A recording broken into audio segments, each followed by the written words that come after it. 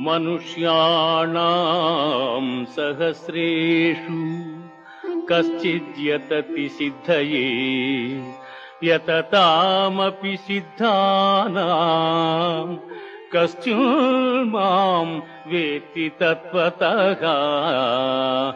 వేల కొలది జనులలో ఏ ఒక్కడో జ్ఞానసిద్ధి కొరకు ప్రయత్నించును.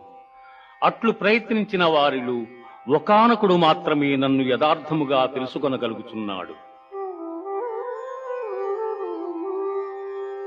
భూమిరాపో అనలో వాయు ఖమ్మనో బుద్ధిరేవ చ అహంకార ఇతీయం మే భిన్నా ప్రకృతిరష్టధా.